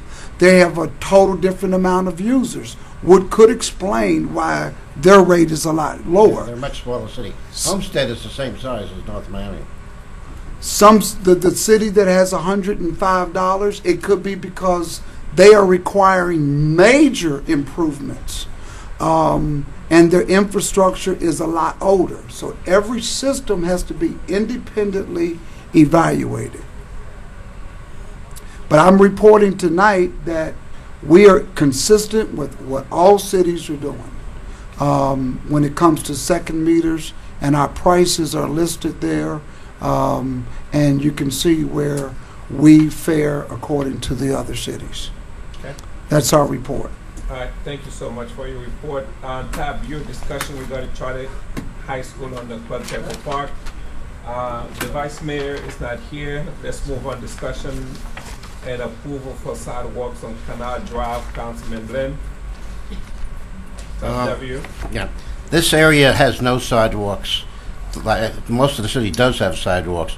This would be the first full sidewalk put into the city. It would follow this Canal Drive, which runs the length of the gated community of Sans Souci from one end to the other. And it's for the purpose of people walking their dogs, carriages with kids, and people in wheelchairs. And that's why I had the original sidewalk put in, because someone with a wheelchair contacted me a year ago and saying, I'm afraid I'm going to be hit by a car one day going through the gate or traveling on the roads in the city. So I said to the city manager, this is a possible lawsuit. We have to really find some way of eliminating that possibility. Well, the way to eliminate it is put in a sidewalk, and that's what I am requesting for the safety of the residents. You sure it's not for a vote? You sure it's not for a vote? I call for a vote. Well, I hate to harken back to what I was saying 2 weeks ago, but if you would like us to expend money, I think that this should be advertised as a vote to expend money for new sidewalks, and then additionally there should be something here about the cost, where a map or something, because right now I don't know. It was submitted. Yeah, photos were I had not submitted. flipped my page. Oh, that is- Sorry. And Following inspected by the city. And Go ahead, city manager. And he did say discussion and approval for sidewalks on Canal Drive. So I think Okay. I think all the elements are there, and it's up to the city council. It's about $50,000. Approximately. It could be less, Okay. but right now It's our about top estimate is $50,000. about Yes, 50,000. there's only 3 people here to vote, though. Okay, so that's your motion, And right? where would the 50,000 come from? I was going to bring this up in my council report, but I'll take the opportunity to do it now. When any funds that you're allocating now, it's not budgeted. So it would have to come from the balance of the $3.4 million that was added to the reserve from Biscayne Landing. I favor the project, but I think we need to take a cold bath from spending that Biscayne Landing money. I think we've been going wild. I would support this if it were to come back in the next budget cycle and be worked into the budget. But that Biscayne Landing money is going to be gone. If we're 50,000 here, 100,000 there, it's just going to be gone. I would say that it could. He made the motion. I second the motion. Anyone wishes to record a no? No. Okay, hearing one no, item pass. Go ahead and put that sidewalk in on that Canal Drive. It's really for the safety and health. So you promise you're not going to ask for another $1 of Biscayne Landing money between now and the election? I'll try not to. You promise? I can't promise I'm going to live tomorrow. Well, but let's be. Whatever. Citizen forum is now open. Anyone wishes to be heard? What's my Oh, we item? have to come back to I'm Brian. sorry. Oh. I'm sorry. Councilman Blend just got $50,000 $50,000 for what? for his residents. You give Yeah. him $50,000? I voted against it. For that Why? reason. Okay. Because it's coming out of Biscayne Landing money. And Tab. it's gonna all be gone. Tab. Yeah. Okay. We also Tab did you. eliminate 1 second. Tab you. second water 1 meter. second. Tab you. Discussion regarding charter high school on the Claude Pepper Park property. Okay, this is the other 13.5 acres that is sitting there waiting to be, I think it's about 13 acres sitting there waiting to be developed on the west side of the Celestine Community Center. It's about 8 to 9 acres now because of the extension of the Joe Celestine Center. Okay. How many acres will the school take? One second. Vice Mayor, this is your item. Thank you so much, Mr. Mayor. I am so excited about this item. I can care less who about to fight, but I'm still going to be excited about it. If I know that most of you know how the school system works in terms of the boundaries. Right now, from I think 7th Avenue going west, none of those kids that we adore living in the city actually goes to school in city of North Miami. What is it? When we built the new school, the new North Miami High, the condition was that they would move the boundary from Northwest 12th to Northwest 17th so that everybody who lives in North Miami would go to a North Miami High. Unfortunately, I don't think that works because we were in the meeting with the school board when we mentioned that did not happen. As much money as we spending in the city in the North Miami Senior High School, the effort and the energy, unfortunately, it's just for some of the students. However, the city manager and we met. We talked about my interest of seeing if we can have, I would say like a high school in the city. We did had a conversation with the school board for a couple of months ago about Ben Franklin, the condition that it was in. We know this is the oldest school in the city that has never done anything, no kind of renovation. Somehow the school system, they wanted the city to fund the project for them to rebuild, and I did show prove to them that I will not support the idea. And I think they were anticipate about this Biscayne lending money for us to give them money to build it. But however, that's when that asked us to wait. I mean, I told them that I would have to wait for the bond issue that they had before the voters to see how was that going to work, and then I can bring it before you guys. As you know that the bond is passed, they have the money. Right now, they're in the process of building a brand new elementary school. Actually, it's a K through 8. Right now, I think it's up to K through 6, K through 7, I think, this year. What we're working on, I'm so excited about it. I'm just going to have the city manager at least give you all the details that what I have been meeting with them. I met with the city manager, but I didn't want to go any further discussion with different entities before that actually come before you guys and share the idea of what I have for the kids of City of North Miami. May I ask a question? Mr. Mayor, through you, the city manager. Then Just 1 second, Mr. Manager. Mayor and Council, Vice Mayor Stero, she directed us some time ago to explore this, and we've been exploring it for quite some time. As indicated, we're glad to hear from the school board that we will be getting a new Ben Franklin. They will be building on the current empty field or the park. Same what they did with North Miami Senior. We'll be bringing that to you. Council Vice Mayor Stero was very adamant, very persistent in meeting with the school board. And yes, although those boundaries did extend to 17th Avenue, over the years, what they're experiencing is a overcrowded issue. So the furthest out, they started to reduce those boundaries. So now we're not for sure how west the school board district is going because of the overcrowded issue. We met with Vice Mayor Stero wanted something very unique. She wanted something that would be the first time of its existence in Miami-Dade County. We met with the school board, who is very excited to present something for us to later come back to this council with, and we're looking at a public safety academy. What we envision is having a academy where someone can go for police, fire, crime scene, homeland security. We brought in Miami-Dade College, who would then also come in as low as 9th, 10th, 11th, and 12th grade to add some of their curriculum that would be acceptable toward a 2-year degree, so that when a person does graduate, they would then have approximately 1 year left to get a 2-year degree, and then they can go on into the 4-year program. We also did meet with some consultants to find out if this was doable, and they felt that there are some extended other studies we would need to look at to see if this would be attractive to a developer to come in and build this.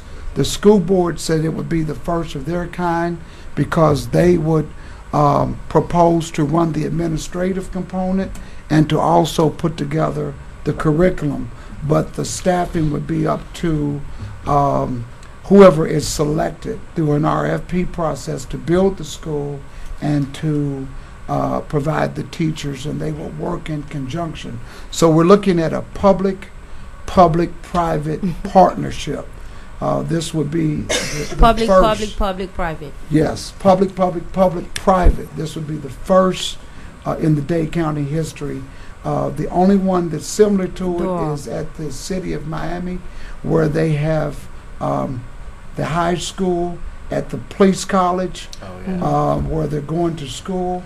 But this would be an extended program with police, fire, crime scene, and homeland security. Cool. So, anyways, I just wanted to bring it before you guys, just to give the city manager, I mean, my job will done from there. Just give the city manager the direction to actually meet with more consultant and continue to meet with the school board. And I think the school board is doing, the staff is doing the same thing, meeting with their bosses, telling them that what my idea was to see if they will give them the okay to continue the talk with us. So all I'm asking tonight is to give the city manager the recommendation. Mr. If Mayor, I have that's a a question. motion needed, that will be my motion. I'd second that motion, Councilman. My question is the private company involved in this partnership a for-profit company? Through the mayor, Councilman Blinn, yes. Most of these organizations, We're giving the only 8 acres we have left for a park to We're a not- profit No. corporation. we're not giving it. That would be 99-year lease. That would be negotiated in a 99-year lease. That's same thing as giving on the Florida law. 99-year lease is considered a deed to a company for profit on the only 8 acres we have left on the west side for a park. I mean, I have to balance that to the school recreation. I don't know will be open to us or not.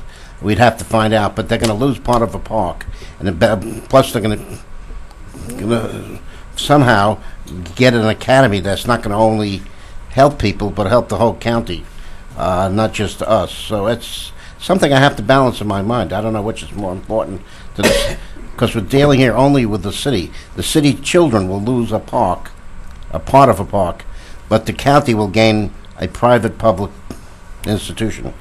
And someone's going to make money out of our gifts. Through the mayor, Councilman Blinn, whether it's a profit or non-profit at this point would be irrelevant. I don't think that's irrelevant. If we're giving away $1 million worth of land to a profit company, it's not irrelevant. Mr. City Manager, Mr. Mayor, Mr. Blinn, I would suggest that those information, I don't know where you're getting it from because we're not there yet. I would suggest that you give the recommendation to the city manager for him to go and meet with The consultant motion was and made, it was more. seconded, so let's So- finish with his, question, then we're gonna move it forward. Sometimes, I just don't get it. The place has been sitting there for so long. We've been dumping on that site. It doesn't mean it still cannot be a public park. And the dumping, not only by the city, but by other Everywhere. people. And that place is just sat there for so many years. We finally got something there, and now we trying to, we're You might trying also to give it to an 8-acre housing development and take part of the profits if that's the case. I mean, Okay, which the is motion more was important? made, it was seconded. Anyone wishes to record a no? No. Okay, item passed. Citizen forum. Richard Ennis, 13030 Northeast 10th Avenue. I want to talk on two things because you just had two items go through quickly that were ordinances or spending money, and there was no public discussion. I live in District 2, west of the Biscayne Boulevard, which is usually forgotten that's part of District 2. I know you know that I live in District 2, Mr. Blinn, because I've seen you twice in 8 years when you come wanting to put in signs on my property. It's the only time I've seen you there. I find it ironic, and this time you sent Councilwoman Blinn by the house, so you didn't even show up this week. You sent me? Pardon? You sent me to your house? No, Councilwoman Blinn came by. Oh, okay. Not you. Oh. She's not a councilwoman yet. Well, yet she's, or whatever. I find it ironic that when I got the second new water bill and I was complaining about being charged a second base charge on 1 meter, and that was back in June I started talking about that. The mayor asked Mr. Johnson to speak with me. He took a good hour of his time with a supervisor from the water department and a clerk. We went over it, he explained it to me, and I don't necessarily agree with how it's being done, but I understand that everybody's being screwed at the same level, so it doesn't matter. But I find it ironic, the fact that you're going to bring up something affecting second water meters because it affects you and the rest of the people east of the boulevard. I pay a second base charge on 1 meter, and everybody else who has 2 units, whether it's a separated duplex or 1 duplex, pays the same thing. I have a well and a pump. I don't need a second meter. But I find it ironic that you would be complaining about a base charge on a second meter when I'm being charged a base charge on 1 meter. But you weren't even concerned about that. But as soon as it affected you and the rest of your constituents on the only part of District 2 that you believe exists, then you brought it up. Because no one complained about base It's charge. a citizens forum. I'm speaking, okay? Don't interrupt me like she did the last time I was talking. Just to correct you. Correct? Well, go ahead, correct me. What are you going to correct me on? There's no one complained about a base charge of the first meter. I didn't complain about it. I complained about it about 4 different meetings. You want to check the record? Did you ever concern yourself about it? Absolutely not. Okay? Second thing. About 10 years ago, there were flags put in front of my property to put sidewalks, and the city of North Miami was going to do it, whether they say 10th Avenue is a state road or not, because guys from the city came out, looked where they're going to move the water meter, whatever. And they ran out of money. I've been complaining for at least 10 years that I don't have sidewalks. About 2 years ago, you said you got $400,000 to spend. You took my phone number, but you never called me. Councilwoman Blinn tried to tell me that the sidewalks that just got put in front of my house were done by the $1 million that you had to spend. Wrong. The city of North Miami didn't put in my sidewalks. The county didn't put in my sidewalks. The school board put in my sidewalks. But tonight, you bring something on the agenda because it's Canal Drive. Oh, that's east of the boulevard. That's Sans Souci. You weren't concerned with my sidewalks for the last 10 years. All of a sudden it affects your neighborhood, which is where the only part of District 2 that you believe exists. You forgot that District 2 goes past west of Biscayne Boulevard. It goes all the way to 6th Avenue or the Dixie Highway. And I'm included in District 2. So you need to be concerned with your constituents that are in the other part of the city, because they're not going to re-elect you. Thank you. Citizen forum still open. Mike McDermott, 840 Northeast 127th Street. Actually, I just wanted to wait to, I usually don't speak on Citizens Forum, but I just want to say thank you to the Mayor and City Council. There's a lot of things that you gentlemen do and ladies do that go unrecognized, but I think tonight you did 2 very good things. Thank you from the Police Athletic League. I've been involved with them for a long time, and what you did tonight was a wonderful thing. I think it's seed money and a basis for a lot of growth of a very, very worthwhile organization. And secondly, thank you for the Mardi Gras. I think that that's going to really be more than we all think it's going to be, and I say that in a good way. I think that our city manager mentioned West Dixie Highway connecting North Miami and North Miami Beach. How many years have we been trying to find something that stirs a little interest on West Dixie Highway and brings a little activity there? Well, that certainly is one way to do it. So anyway, that was it. Just wanted to say thank you. Thank you. Thank you. You're welcome.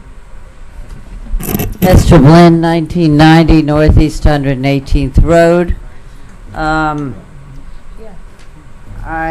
in the process of completing a police report regarding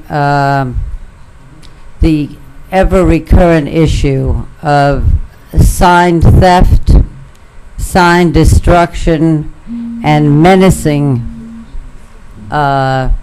people regarding their political lawn signs. A truck came to take out of Keystone Point Michael Blinn signs off of the yards. Constituent took a picture of the license of the truck and were further taking pictures. The gentleman was taking pictures of all the homes that had Michael Blinn signs. Well, that became very worrisome to the person, so she went out and said, "What are you doing?" as he was carrying off a Michael Blinn sign. And she said, "Are you taking up another candidate's signs that are on the same street?" He did not answer and drove off. This is not proper. You cannot attribute trespass and theft and stalking and menacing to enthusiastic campaigning. It's downright criminal activity.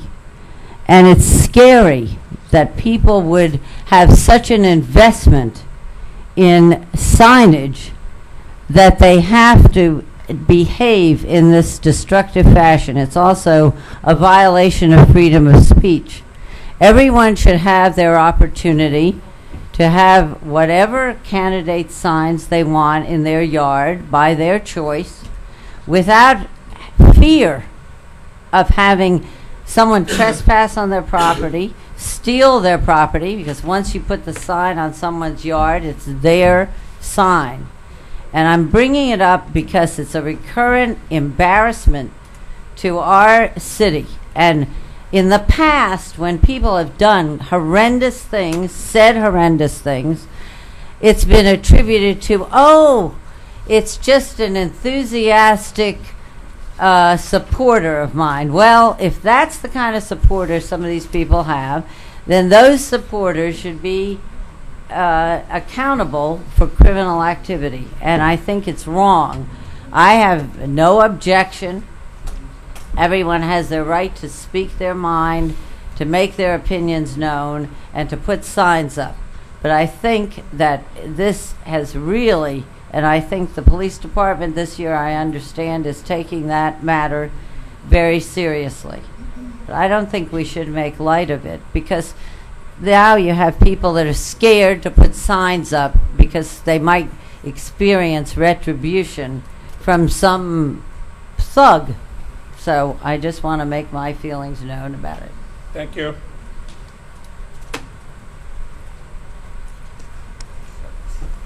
Almost good morning. Kevin Burns, 2065.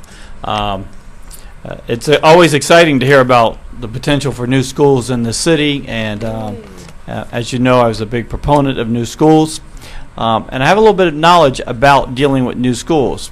And just one or two things I want to point out that I learned in that process is that Dade County has an ordinance about taking parkland and building a school. There's a reason why the new senior high school wasn't built on the Cagney Park property, because there had been challenges to the school board about taking parkland from municipalities, from county government for building new schools. It's basically illegal, very difficult. People can challenge it, and that's why the plans were. We originally thought it was going where the Cagney Park was, and then going to tear down the old schools. Didn't happen that way because they were concerned about the park ordinance that the county has. The second thing is, one thing in the school board, one hand doesn't necessarily know what the other hand is doing in the division. If the city attorney's office, city manager will look at our interlocal agreement and the whole lease document, I believe there was a very highlighted, a very bold print that the city on its own would not allow any charter schools to be built in the city of North Miami. However, if it's in conjunction with the school board and it's approved and all that, I'm sure they waive their own rules. But I remember that was something they had stressed, that no private charter schools could come in. On another issue, I think the PAL program, what you all did tonight was very, very good. Look forward to it. The second thing is, Mr. Mayor, you just mentioned about the 8 acres out there at Pepper Park. I also wondered about that for many years when it was a lake and we started filling it in. I said, why don't we just take the dirt and fill it in and put soccer fields, football fields, something out there? It was all based upon the cost. And so the city for the last 5-10 years had been dumping concrete and used sidewalks and all that, and saved the money from the dumping fee and slowly but surely kept dumping stuff out there little by little. But that's continued on, and now that we have a little money, maybe be able to finish out and see whatever the use becomes. On a short note, I would like to commend the North Miami Police Department. They're handling a situation for me similar to Mrs. Blenn's campaign ordeals, but I believe my issue is a little bit more sensitive. And I have to say that the chief, the city manager is well aware of it, but the detectives and the officers all involved have been very, very professional, and up until this point has handled the matter quite well. No reasons of concern, and it has been handed off to somebody else's jurisdiction now, and we'll see where that goes. But I have to say that up until this point, the detectives involved, the chief, the command staff have done a very professional job, and not to call in any doubt that they were not doing the utmost that they could do for any citizen in North Miami. Just wanted to pass that along because sometimes they don't get enough praise in this silly season of campaign time of what happens. And Mr. Manager, your code enforcement sweep the other day was sorely needed to get some of the illegal signs up out of the swales and so forth. I commend you guys for doing that. Every couple weeks it ought to be a good thing to do it, and the city looks much better because you guys did do that. Thank you. Citizen forum is one more person. I believe I'm the last speaker. William Prevotel, 11950 North Bay Shore Drive. Pardon my head cold. It's been a little tough to speak. It's unfortunate because I believe today is probably a day where what I'd like to share is probably the most significant thing I will ever share or could contribute to the city of North Miami. So I'm sorry for the acoustics. If you'll allow me, I'd like to preface what I'd like to get into with a little bit of history and why exactly I'd like to present the concern that I have. I used to live in New York. I lived in New York for 20 years in Midtown Manhattan. And when the bomb went off in the first time to blow up the World Trade Center, as an architect, as someone that was interested in city planning and design, and regularly met with 100, 200, 400 people at various forums on design, I went through the exercise of finding out why didn't the building come down? What would you do to bring the building to the building to bring it down? I went through that exercise, and I knew how it was constructed with a core and with spaghetti strap sort of open web joists, and I knew the weaknesses of it. It was a very evolutionary design. On the morning of September 11th, I was awoken and found out that the first tower had been hit and went up to the roof of my building in Midtown. And there was another resident there who was a real estate associate. I looked at the flame and I said, that's a big fire. If it's not put out in 1 hour, the building goes down in 2 hours. And I had absolute confidence like never before that this was something really bad, and I knew the weaknesses of the building. And I assumed that everybody knew this. From going through the previous explosion, I assumed that Leslie Robertson, the engineering firm, the original engineers, had shared this with Port Authority Police. I assumed they had shared it with the fire department that could show up there 5 times a day. I thought they shared it with building management. I thought that when a fire with that magnitude went off, that there'd be no question, you just get everybody out because this thing's going to pancake in no time. It was absolutely inevitable. All of us have a different vision for Biscayne Landing. We've had it for a number of years now. And I bet all of us have a pretty grand vision for what could take place there. There's a residential component to it.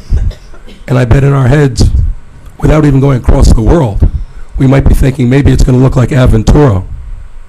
Maybe it's going to look like Brickell. Maybe it's going to look like the tip of South Beach or something. Maybe it's going to look like something that's fairly respectable within our own travel distance, within our own bus distance. And then we think, well, it'll have retail. And maybe it'll look, maybe it'll be like mixed use like Midtown, which is not so bad, but maybe it'll be like Bal Harbor Shops. Or maybe it'll look like Merrick Park, that's an outdoor mall. Maybe it'll look like one of those. And then we see things on TV, and we see all the possibilities. We see some rather great design initiatives that take place here in South Florida. Mr. We really do. Previtel, you had so far 5 Okay. minutes. Okay. So I'll give you a couple more minutes Okay. to wrap it up, please. So I'd like you to just put in your head, what was that vision that you had? We've passed all this along to a developer. And what do you expect to come back? Everybody has their own vision. Did your vision look like this?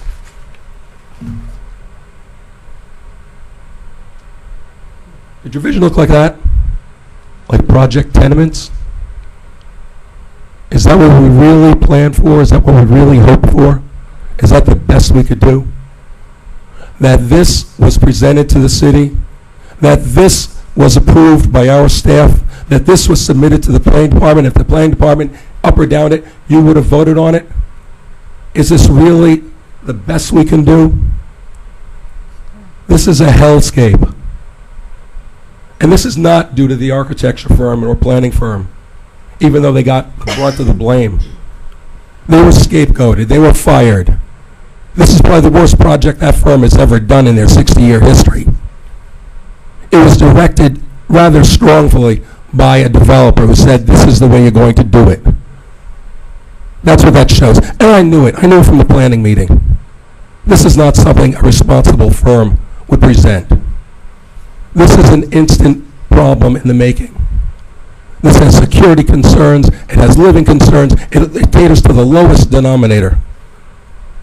Only the people that couldn't afford or wanted to live elsewhere are going to be stuck in this place. And if you know what they're going to want to do when they live there, they're going to want to get the hell out.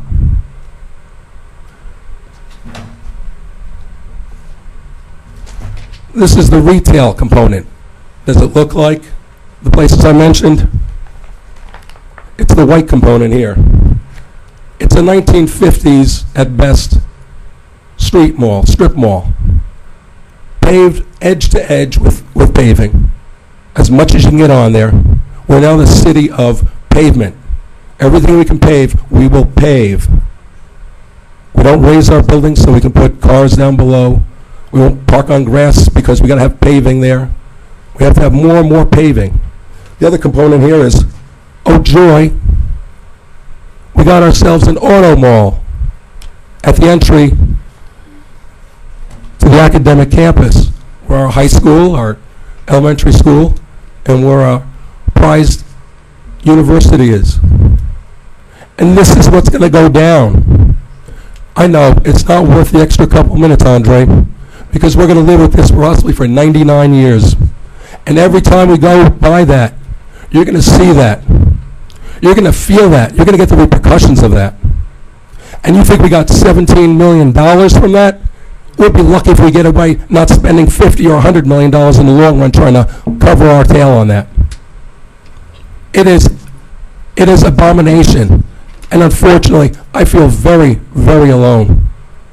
I don't think anybody really, anybody within earshot or anywhere else has any idea of what this entails, of what is missing. There's going to be another presentation in a week or two. Good God, this takes a giant team to work months to come up with a plan that's even partially satisfactory. Not a local firm, as good as they might be. I don't know if they're doing 184 acres in an urban area in 2 weeks. This is insane, and you're all going to pay for it. Mr. Prevotell, your time is up. And my final comment is I'd like to ask the city, I wrote a long, articulate letter, I'd like to think, that addresses many of the shortcomings that we've had over the last few years, which at times, I won't go into the details, but at times, I start to think that we live in a theater of the absurd Mr. with the contradictions. And my last comment is my last comment. Sure. I'd like to ask you have two options. Do you want to be known as the city of progress, or do you want to be known as the city of projects? Thank you for your time. Thank you for your consideration. Thank you. Thank you very much.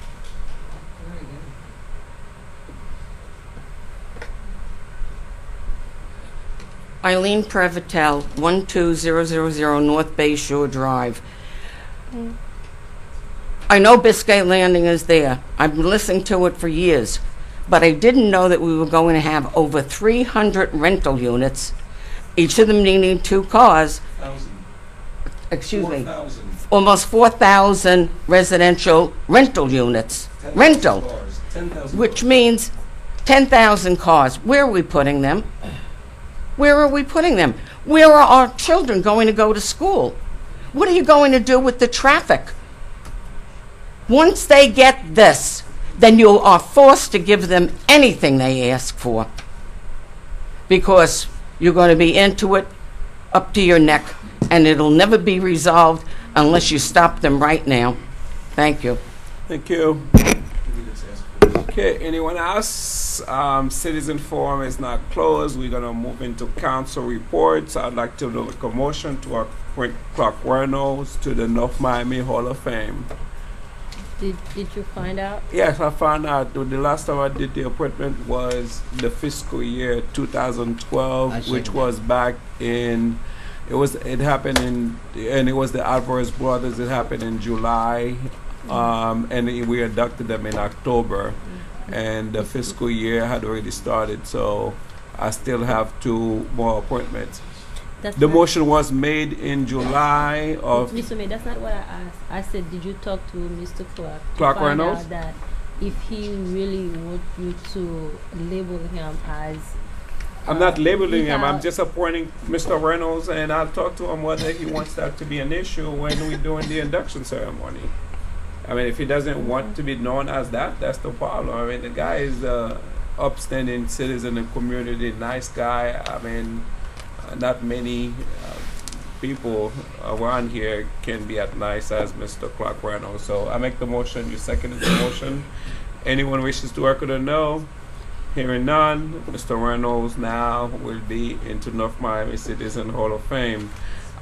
With the campaign signs, I thought the state attorney's office made it very clear, and I think it's been going on 4 years. Every time there's an election, you know, you got candidates accusing the others, and I heard sometimes, you know, candidates destroy their own signs, they steal their own signs, and they blame the. I mean, it's just been that way, since the beginning. I thought the city attorney's office basically said, this is, you take the information, but if there's a witness, then we move forward with, arrest and bring it up to the city attorneys for, their decision. Is that what's still going on? I know that's the way it's been in the past. Mayor and Council, yes, this year we wanted to be very proactive. We reached out to other cities who directed us to the Public Corruption Unit, which they had done. And the Public Corruption Unit, I don't know who the chief of police spoke with, but from my understanding, you hit the nail on the head. Some candidates steal the signs. There's a theft report, and it gives them publicity. We can't determine which one. It drives up our crime rate. So from the direction of the Public Corruption Unit, my understanding is that if there are political signs taken or missing, they would be labeled as information reports. Unless someone has some leading information, then it becomes a theft report. And that, so that's the way we are handling it this year. It was not handled that way, but that's the way we're handling it moving forward. We're trying to reduce city employees. We're just trying to be very, very proactive this campaign year and moving forward. Okay. Okay. The issue with the sexual predators, has that been resolved with the apartment that is right next to, is it W.J. Bryan, but they got sexual predators that live in that apartment? I mean, is the chief still here? The Is chief, the chief still here? No, he's not I here, guess- but I'll give you a follow-up. I guess only on the it. hard-working directors that are still here. The chief is already gone, right? Okay. I mean, what's happening? Because I see a bunch of sexual predators that just move into, 1590 Northeast 125th Street, which is 1 block away from W.J. Bryan. So, Madam City Attorney, I mean, the ordinance is still in effect, right? You have to live 2,500 feet away from Right. any school and public gathering and that kind of stuff, right? Is this still the law? I believe so. Yes. Okay. So why do we have all these sexual predators moving right next to W.J. Bryan? I was not aware. Yeah, Mayor, I don't have the information that you're looking at, but I will follow up on it and get you a report tomorrow morning. Right, they are being released from jail and they are Right. moving right up the street, so I will follow up. with okay. staff. But I mean, when they are released from jail and move right next door, I mean, do we have a list that we know that they're here and we go pay them a visit, or even making sure that the rule is being followed? Yes, we get the information from the courts, but it seems like the disconnect, if what the information you're saying is correct, that the disconnect is that the courts should be informing the sexual predators that this is not a location that's habitable because it's in violation. Now, if I will follow up with the chief to find out what we're doing about it, but what it sounds like, if that's what's happening, we need to let the courts know what our ordinance is and then give them a reminder of where our schools are. So if that's the disconnect, I will find out and give you a report. Yeah, well, there, 1590 Northeast 125th Street, there's a lot of them that are moving into that apartment. I think your godson used to live in that apartment, right? I'm not for sure, man. That 15. on 125th, right before the railroad track on the west side. If you are correct, Mayor, I can't say that you're correct because of Okay. certain laws that are in place. Huh? That's in your district? Yeah. Okay, And I so still asked for the city to send out the flyers. One time we tried to stop that, and we determined it wasn't worth the saving the money to send out the flyers every month. okay, no problem. Just 1 second. Sutla is having their annual fundraising event, and they have basically, I think, invited their city council to that event. I just would like to make a motion to be the gold sponsorship for that SUD event, which is the annual fundraising event that is scheduled next month. The gold sponsorship is $10,000, so I make a motion to give Sutla $10,000 for their annual fundraising reception that they have. And although they're not in the city of North Miami, you guys need to go there and see that the Haitian Neighborhood Center, Sutla, with Gypsy Methodist, most of the people that they serve, are in the city of North Miami. So I make a motion to be a gold sponsor for the annual fundraising reception of $10,000. Okay, no one. Okay, no second. No amendment to giving the Haitian Neighborhood Center any money at all. Councilman Blinn? I think we all have accounts. We can all buy a ticket if we want to buy. Huh? I don't know anything about them. You don't know anything about them? Do they have a silver one instead of the gold? Well, they have gold for $10,000. They have a silver for $5,000. I see. Sure. We each get accounts that we can use to buy tickets. I would just rather let us all buy our own ticket. We could still get them money, but it wouldn't come from an unbudgeted place. So we're not going to sponsor the fundraising reception that Haitian Neighborhood is having, right? We can do it individually. Individually, so not $5,000 or $10,000. Okay. Sure. Yes. I think this is looking at Okay. because I have not seen it yet. I don't know how much $5,000 and what is the other one? It's $10,000, $5,000, and $2,500.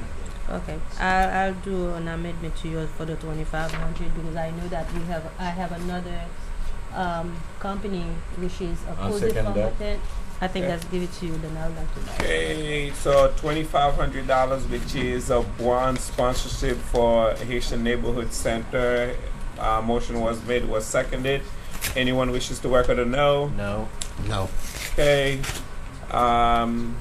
Thank you. So we'll advise Sutla and let them know that they have received a bronze sponsorship from the city of North Miami. Just quickly.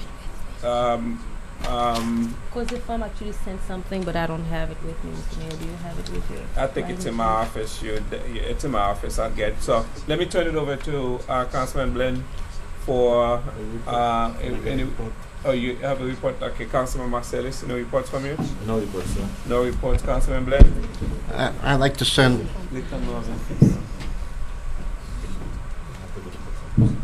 I'd like to send my condolences personally to the family of Jules Littman, who's died at the age of 89 recently, and he has a funeral tomorrow at 10 a.m. on West Dixie Highway funeral parlor. And I'd like to say something which I've been doing for the last 10 years is going to Washington for the Florida League of Cities. Over 10 years I've been going. I've been on the board of directors for 4 years. And let me tell you, the Florida League of Cities does a lot of lobbying. A lot of lobbying, sure, in the state of Florida. Would you believe they do a lot of lobbying? I don't know what's wrong with me tonight. It's been here too long. Lobbying in the federal government. They have strongly urged Congress and Obama administration to oppose any effort to remove a cap on tax-exempt status of municipal bonds. That has been discussed in Congress every year for the last 10 years.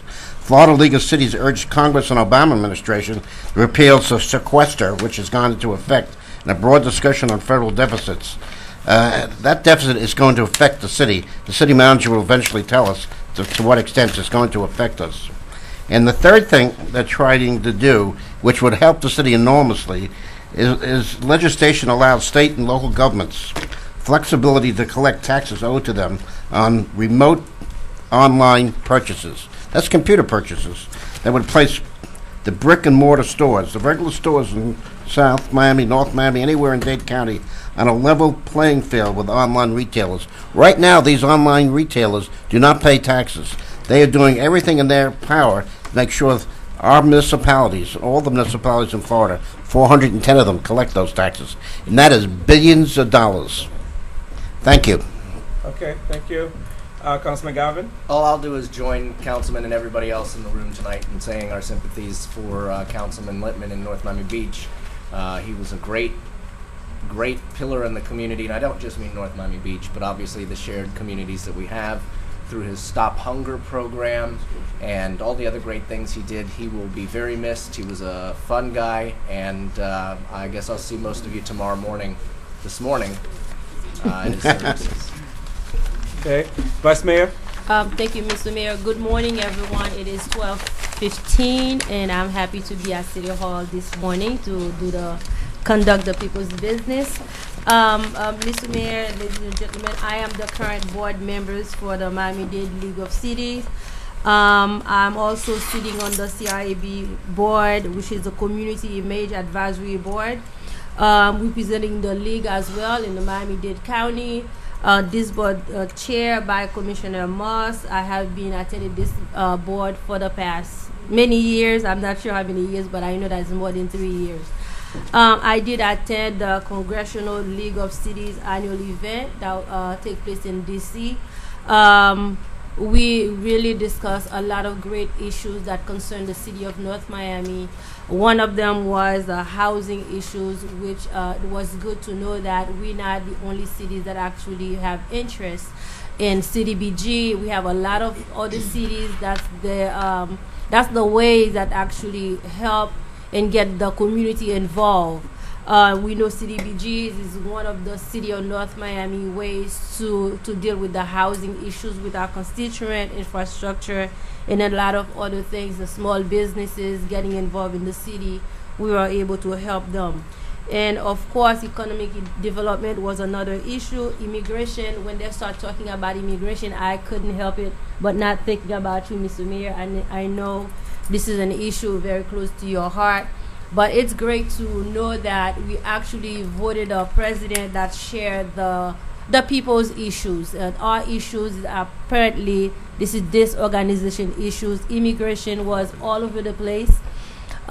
We have a Women in Municipalities organization that actually was meet also in DC. Their focus also was the same thing: is immigration, economic development, and housing as well. And I'm glad to see that tonight we support the same bill. I would say the same item as the president as well. I do have a couple of events coming in, Mr. Mayor. As again, thank you so much for recognizing the women effort in society tonight.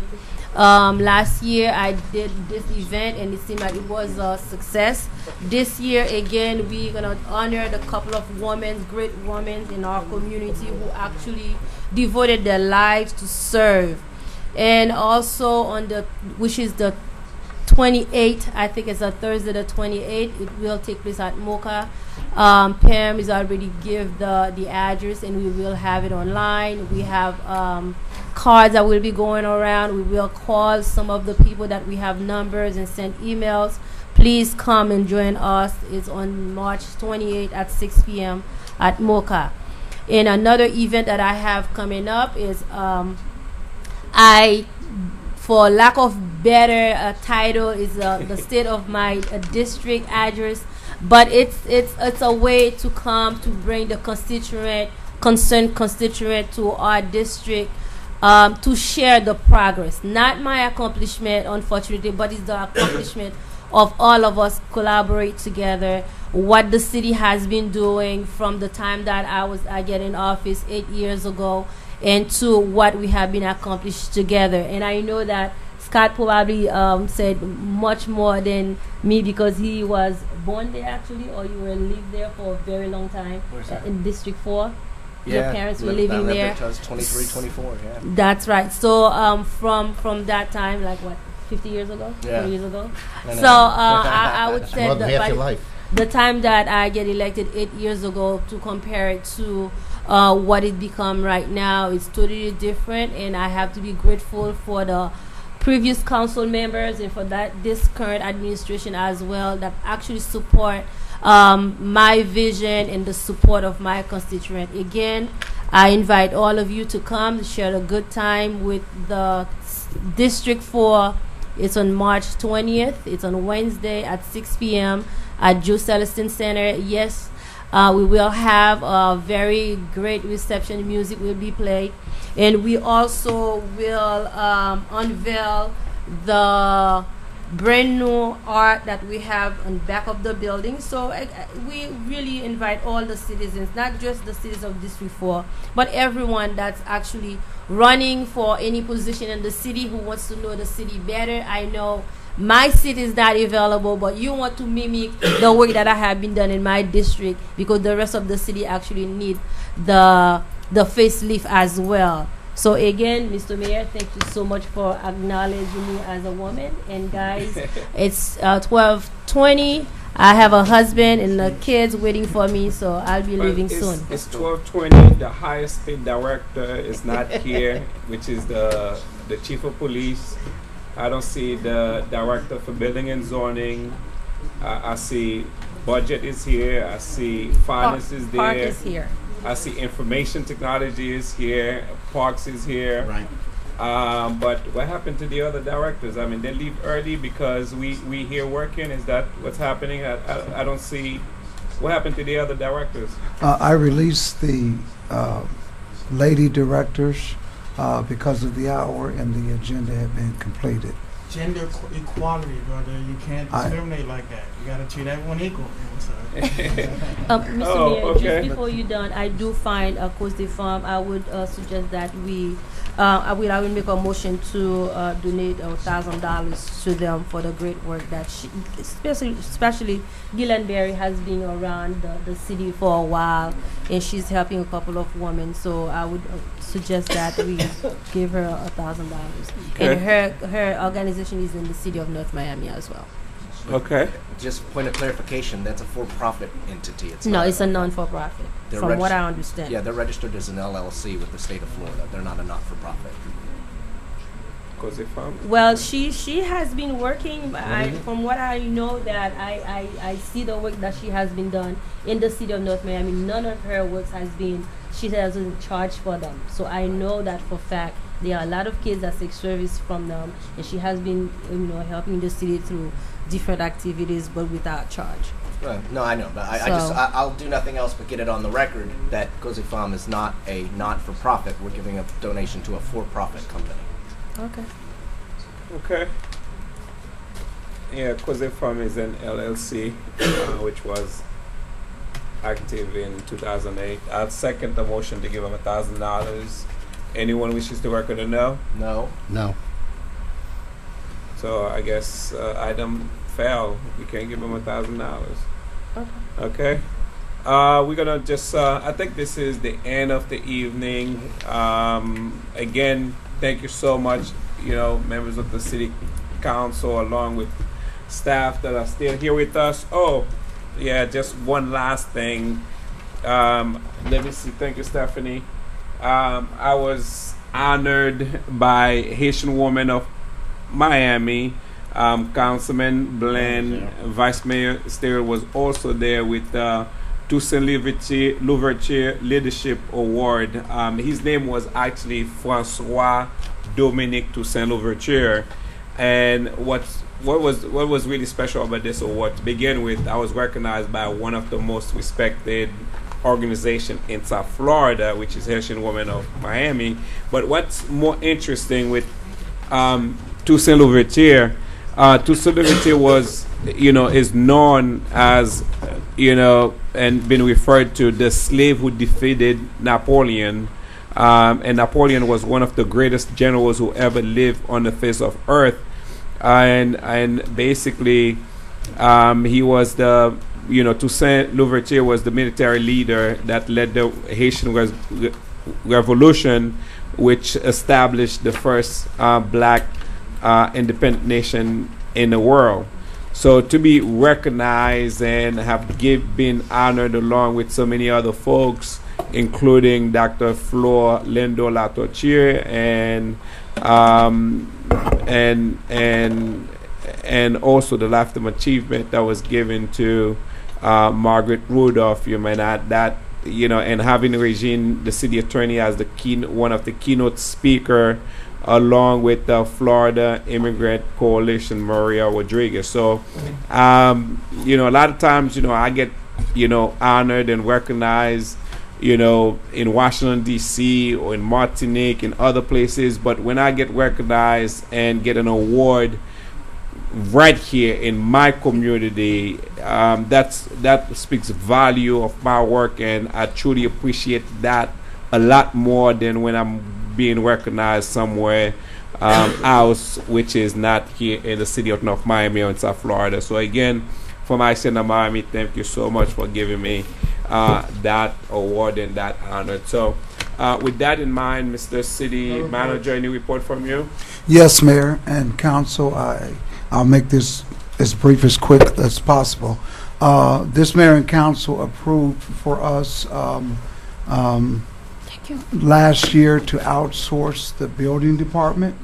I want to give you the update on that. Prior to outsourcing it, we had a litany of problems, including operating in the red, about a negative up to $200,000. Also with the issues of plans such as home alarms taking up to 3 weeks to be processed.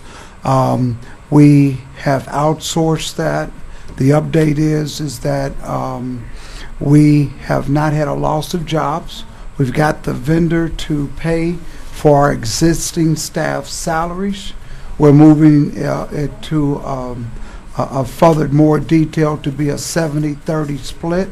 But that 70-30 split will lead to us being up to $400,000 in the black without a loss of jobs. Also, quick turnarounds. We put mechanisms in place to allow people to check their permits online as well as through the phone to reduce the flow of traffic.